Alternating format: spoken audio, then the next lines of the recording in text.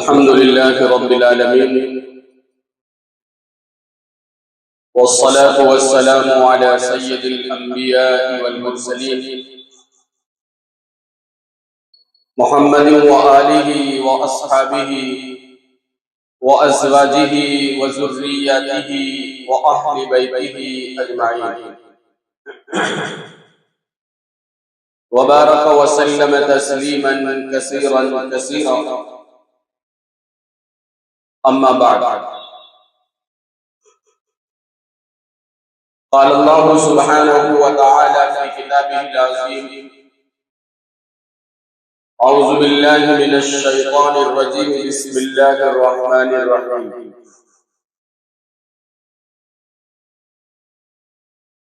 وسارعوا إلى مغفرة من ربكم وجنة عرضها السماوات والأرض أعدت للمتقين.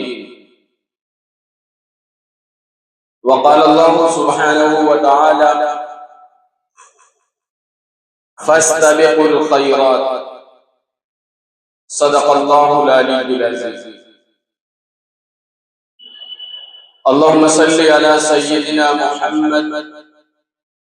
وعلى آل سيدنا محمد وبارك وسلم. میرے محترم بزرگوں اور دوستوں، قرآن مجید میں اللہ تعالیٰ کا یہ پاک ارشاد ہے: وَسَارِعُوا إِلَى مَغْفِرَةٍ مِّن رَّبِّكُمْ، کہ اپنے رب کی مغفرت کی طرف جلدی کرو اور اس کی جنت کی طرف جلدی کرو، جس جنت کی چوڑائی، جس جنت کی لمبائی زمین و آسمان بلکہ اس سے بھی کہیں زیادہ ہے. اعدت للمتقین، اللہ تعالیٰ نے اس جنت کو ایمان والوں کے لیے تیار کیا ہے. دوسری جہاں قرآن مجید میں اللہ تعالیٰ کا ارشاد ہے: فاستبقوا الخیرات، کہ نیکی کے کاموں میں، بھلائی کے کاموں میں سبقت کرو، جلدی کرو، نیک کاموں میں مسابقت کرو، بھلائی کے کاموں میں مقابلہ کرو. تمام انسانوں سے اللہ تعالیٰ کا یہ خطاب ہے. نیکی اور بھلائی کے کام میں ایک دوسرے سے آگے بڑھنے کی کوشش کرنا، یہ اللہ کے نزدیک اور رسول اللہ کے نزدیک ایک پسندیدہ عمل ہے. اور نیکی کے علاوہ کسی دوسرے کام میں، دنیا کے کسی بھی کام میں مقابلہ کرنا، مسابقت کرنا، ایک دوسرے سے آگے بڑھنے کی کوشش کرنا، یہ اللہ اور رسول اللہ کے نزدیک ناپسندیدہ عمل ہے. صحابہ اکرام رضوان اللہ تعالی علیہم اجمعین نیک کاموں میں، بھلائی کے کاموں میں ریس لگاتے تھے، مسابقت کرتے تھے، مقابلہ کرتے تھے،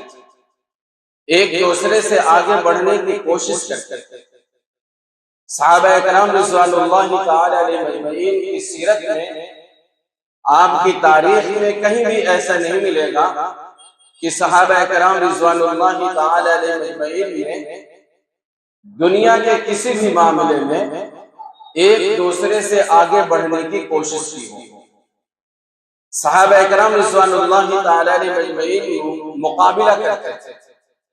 مسابقہ کرتے تھے کہ میں حضرت ابو بکر صدیق رضی اللہ تعالیٰ عنہ سے آگے بڑھ جاؤں،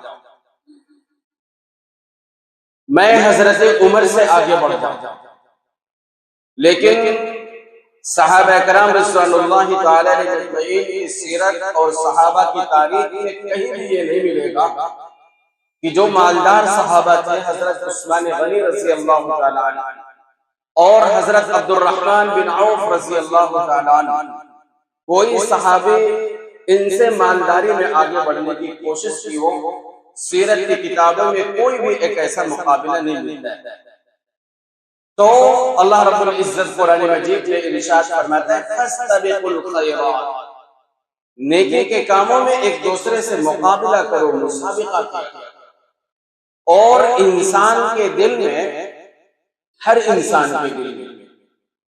اللہ رب العزت کی طرف سے جذبات ابھرتے ہیں،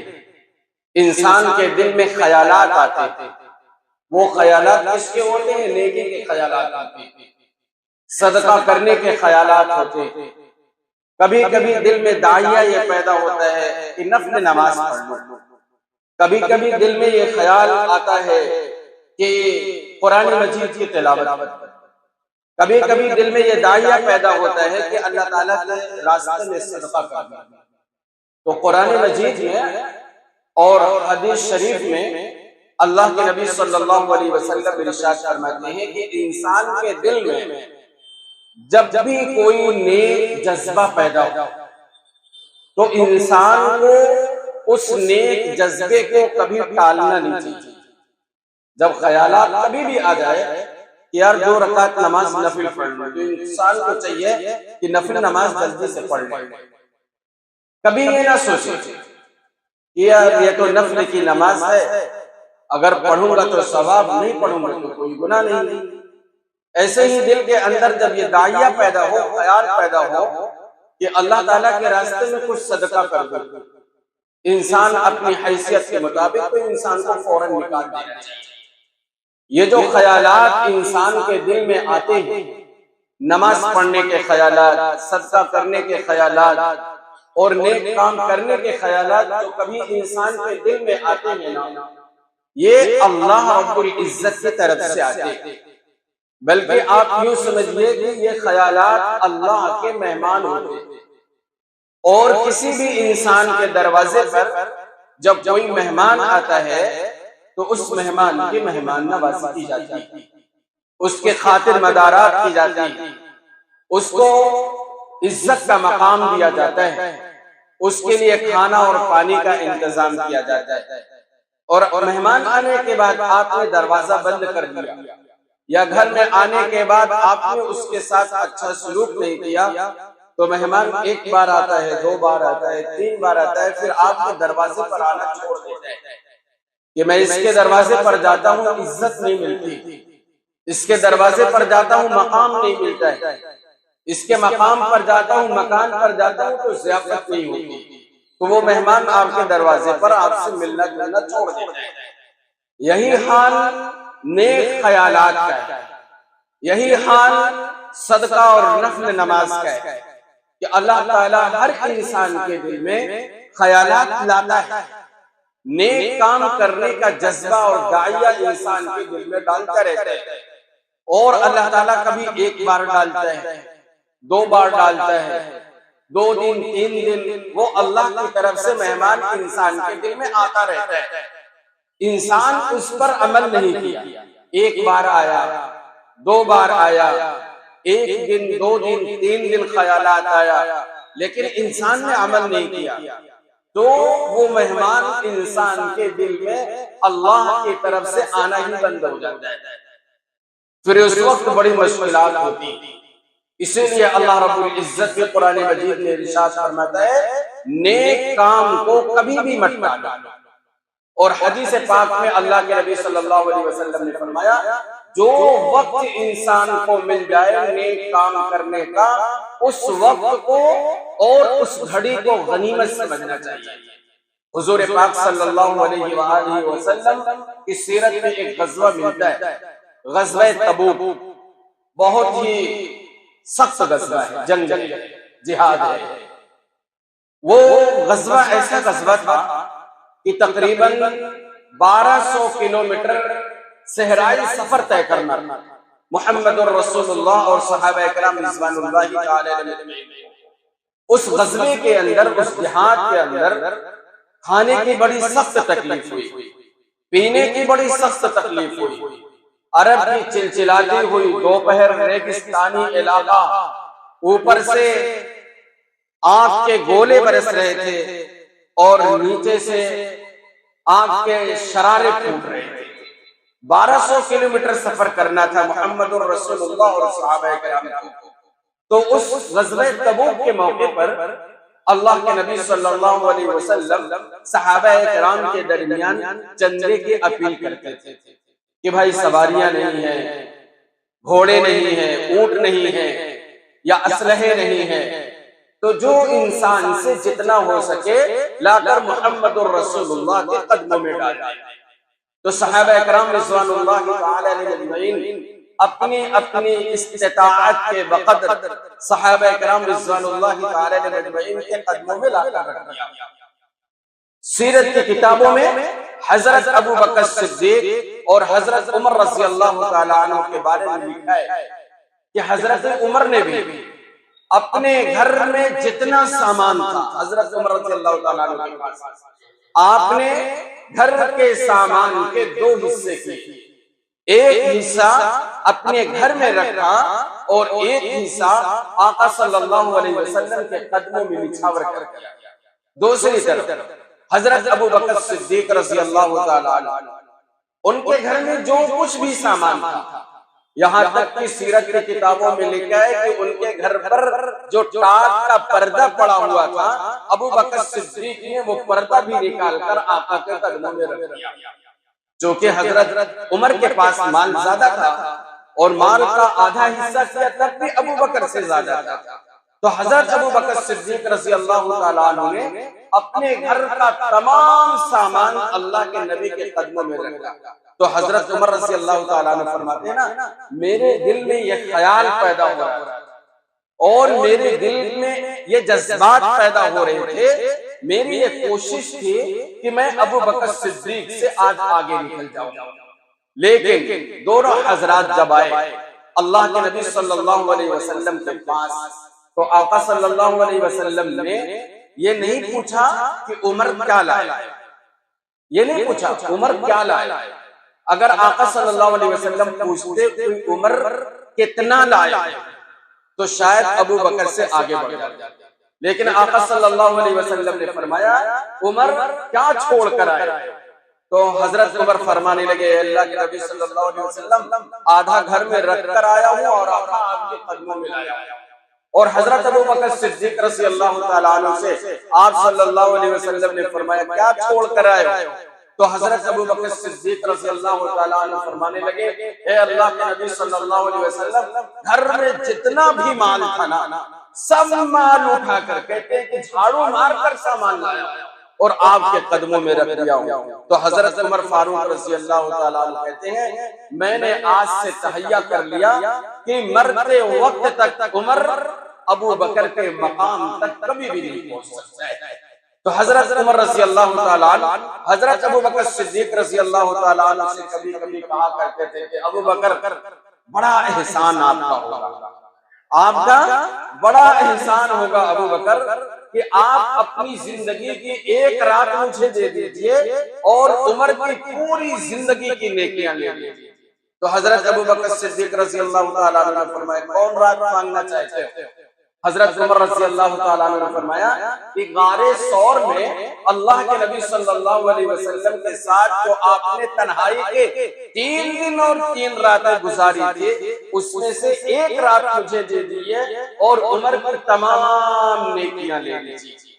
تو یہ مقابلہ چلتا صحابہ کرام رضوان اللہ تعالیٰ علیہ اجمعین کے درمیان غزوہ احد کے موقع پر اللہ کے نبی صلی اللہ علیہ وسلم نے اعلان فرمایا تھا جو بھی انسان ایمان والا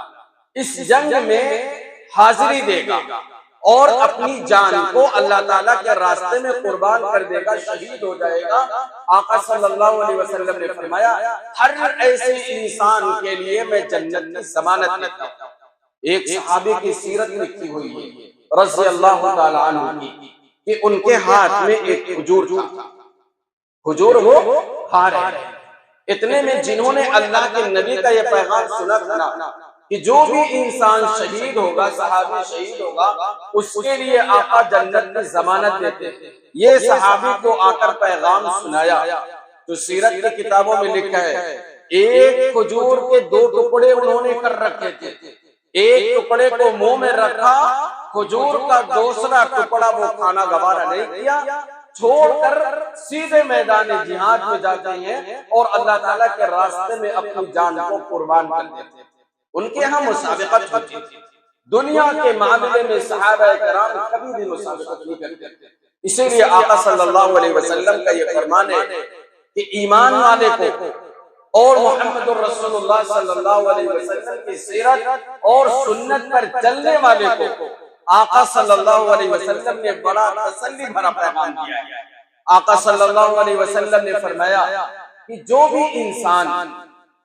نیک کام میں بازی لگانا چاہتا ہے تو اس کا یہ عمل پسندیدہ ہے۔ مثال کے طور پر آقا نے فرمایا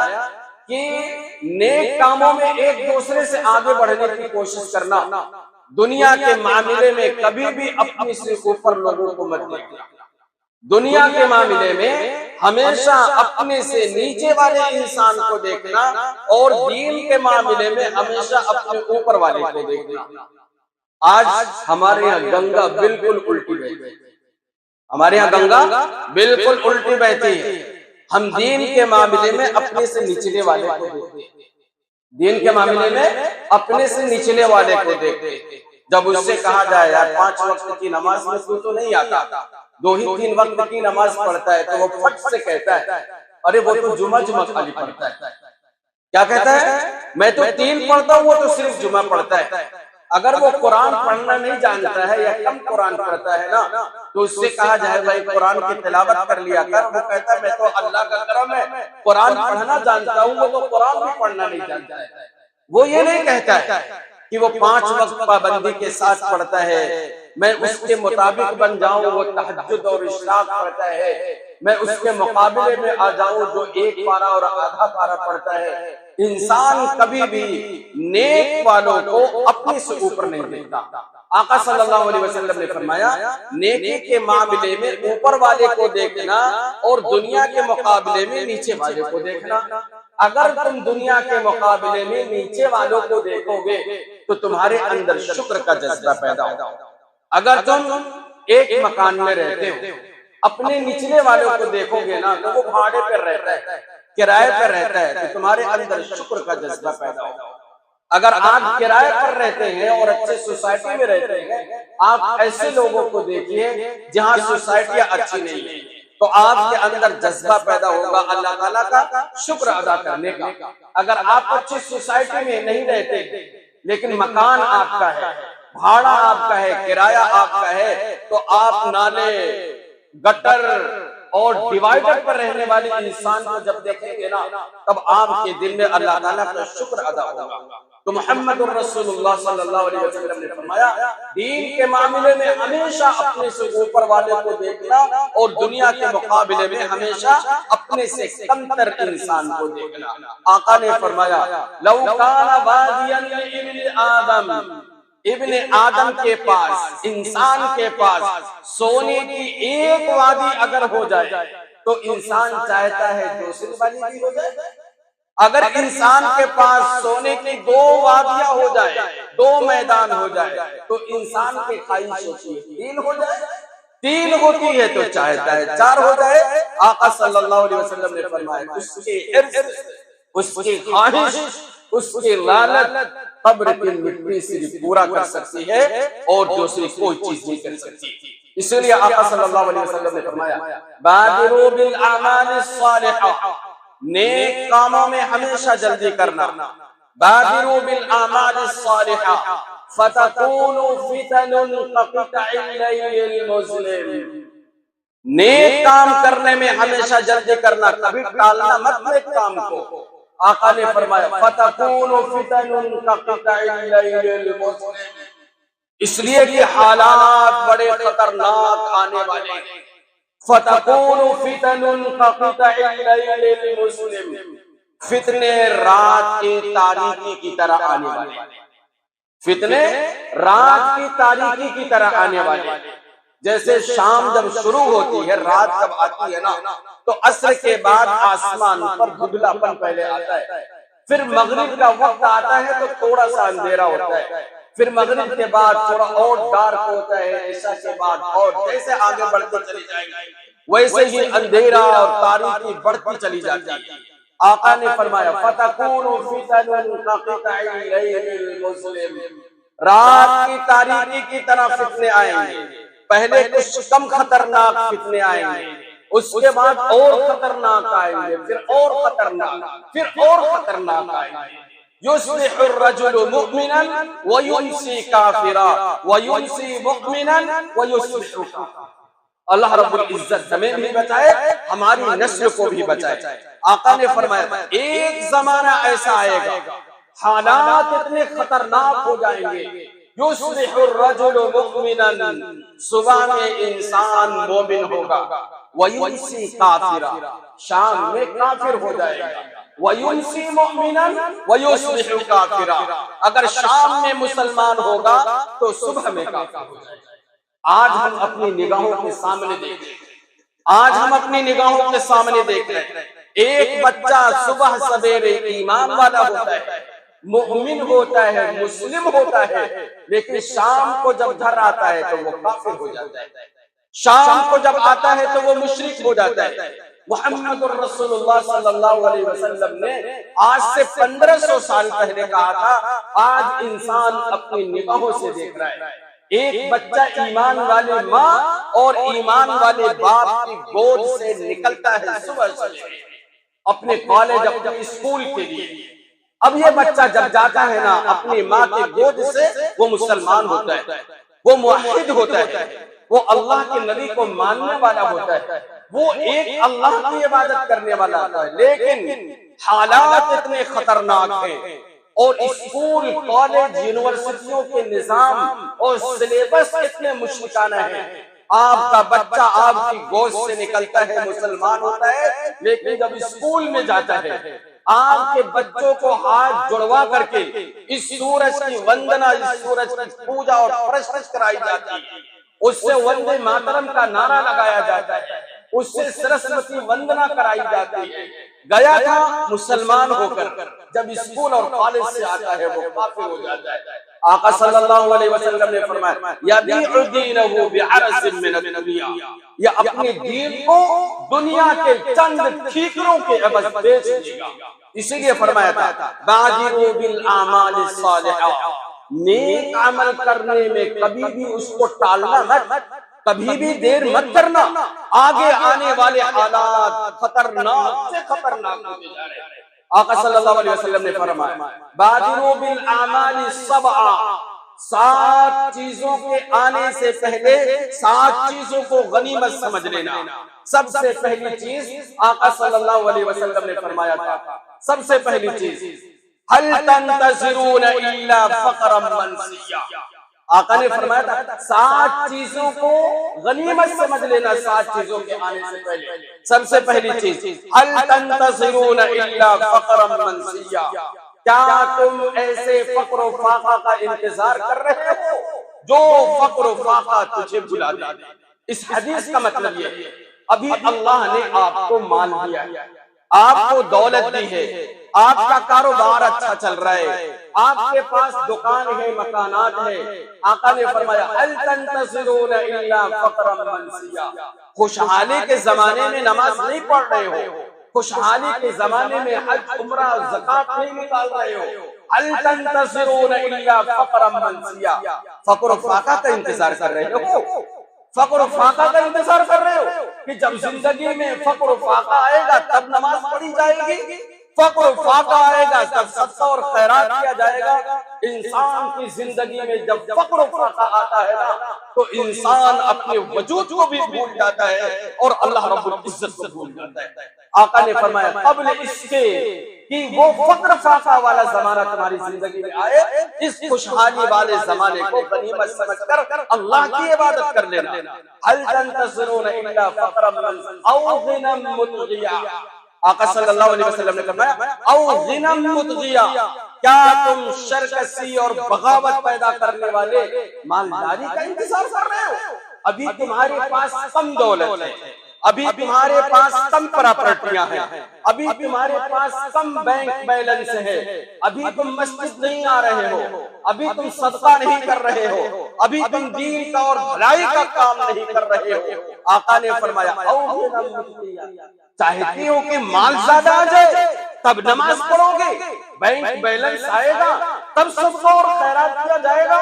آقا صلی اللہ علیہ وسلم نے فرمایا او غنم مدیا، ارے مالداری جب زیادہ آتی ہے، دولت کے ریل پہ جب انسان کی زندگی میں زیادہ ہوتی ہے نا تو زیادہ امکان ہے دولت کے نشے میں انسان کیا ہو جائے، شرکس ہو جائے، باغی ہو جائے، طاغی ہو جائے، اپنے اس فقر و فاقہ والے زمانے کو غنیمت سمجھے۔ اور پھر آگے آقا صلی اللہ علیہ وسلم نے فرمایا او مرض مفسدہ، او مرض مفسدہ، کیا تم ایسے مرض کا انتظار کر رہے ہو جو مرض تمہاری صحت کو فاسد کر دے؟ آج اللہ نے صحت دی ہے، آنکھ میں روشنی دی ہے، کانوں میں سننے کی صلاحیت دی ہے، اور آپ کے ماتھے پر زمین میں لگنے کے لیے طاقت دی ہے، آپ کے پیر میں چل کر مسجد تک آنے کی طاقت دی ہے۔ آقا نے فرمایا ابھی نماز نہیں پڑھ رہے ہو، ابھی اپنے ہاتھ سے صدقہ نہیں کر رہے ہو، ابھی اپنی زبان سے قرآن مجید کی تلاوت نہیں کر رہے ہو، ابھی اپنے کان سے اللہ اور رسول اللہ کی بات نہیں سن رہے ہو، او مرض مفسدہ، انتظار کر رہے ہو کہ تمہارے اوپر کوئی مرض اللہ تعالیٰ مسلط کر دے۔ جب انسان کو اللہ تعالیٰ مرض دے دیتا ہے نا تو پھر انسان سجدہ کرنے سے قاصر ہو جاتا ہے، قرآن مجید کی تلاوت سے قاصر ہو جاتا ہے۔ آقا نے فرمایا اپنی صحت کو غنیمت سمجھ کر اللہ کے دربار میں آ جانا، اپنی صحت کو غنیمت سمجھ کر اللہ رب العزت کی عبادت کرنے لگنا۔ پھر آقا نے آگے ارشاد فرمایا او حربا مفندا، کیا تم سفیا دینے والے بڑھاپے کا انتظار کر رہے ہو؟ او حرما مفندا، کیا تم سفیا دینے والے بڑھاپے کا انتظار کر رہے ہو؟ نوجوان بچے اور بچیاں کہتی ہیں ارے ابھی تو میں نوجوان ہوں، ابھی میں نے زندگی کی امنگ کہاں دیکھی ہے، ابھی میں نے دنیا کی سیر و سپاٹا کہاں کیا ہے۔ ابھی ان سے کہو نماز پڑھنے کے لیے، وہ نماز نہیں پڑھتے، ابھی ان سے کہو دینداری اختیار کرنے کے لیے، نوجوان بچے اور بچیاں ماں باپ کی بات نہیں سنتے۔ آقا نے فرمایا او حرما مفندا، سفیا جانے والے بڑھاپے کا انتظار کر رہے ہو؟ جب وہ بڑھاپا سفیا دینے والا آتا ہے تو انسان کا دل، انسان کا دماغ، انسان کا ذہن مایوس ہو جاتا ہے۔ آقا صلی اللہ علیہ وسلم نے فرمایا اگر نوجوانی میں تم نے عبادت کی تو یہ طریقہ پیغمبروں کا ہے، در جوانی توبہ کردن شیوہ پیغمبری، جوانی میں پیغمبر توبہ کرتے تھے، جوانی میں صحابہ کرام جہاد کیا کرتے تھے، جوانی میں صحابہ کرام اپنے مال کو اللہ تعالیٰ کے راستے میں لٹایا کرتے تھے، بڑھاپے میں نماز پڑھو گے؟ آقا صلی اللہ علیہ وسلم نے فرمایا ارے وہ بڑھاپا انسان کے منہ میں دانت نہیں ہوتا ہے، بڑھاپے میں انسان کے پیٹ میں آنت نہیں ہوتی ہے، گناہ کرنے کی صلاحیت بوڑھے انسان کو نہیں ہوتی ہے۔ اب گناہ سے بچنا کوئی کمال کی بات نہیں، ایک بھیڑیا بڑھاپے کی عمر میں بااخلاق بن جائے اور وہ گناہ سے بچنے لگے تو کوئی کمال کی بات نہیں۔ کمال کی بات یہ ہے گناہ کرنے کا ماحول ہو، گناہ کرنے کا ماحول ہو، اور انسان کے اندر گناہ کرنے کی طاقت بھی ہو، موقع بھی ہو، اور گناہ کرنے کی طرف آپ کو بلایا بھی جاتا ہو۔ اس وقت اگر آپ گناہ سے بچ رہے ہیں یہ پیغمبر کا طریقہ ہے۔ حضرت یوسف علیہ السلام حالات بھی ہیں، تقاضا بھی ہے، جذبات بھی ہے، گناہ کی طرف عورت بلاتی ہے، لیکن صحابہ نبی کہتے ہیں معاذ اللہ انہ ربی احسن مثواہ، میں اللہ تعالیٰ کی پناہ چاہتا ہوں۔ پھر آگے آپ نے فرمایا اب الساعہ، قیامت کا انتظار کر رہے ہو؟ فَالسَّاعَةُ أَدْهَا وَأَمَرُّ، قیامت تو بڑی ہولناک چیز ہے۔ آپ نے فرمایا ابھی دجال کا انتظار کر رہے ہو؟ فَشَرٌ غَائِبٌ يَنْتَظِرُ، ایک ایسی چیز جو شر والی ہے انسان نے اسے دیکھا نہیں ہے، وہ سب سے خطرناک شر دجال کی شکل میں ہے۔ ایک چیز اور آقا نے فرمایا تھا او موتم مجھیزہ،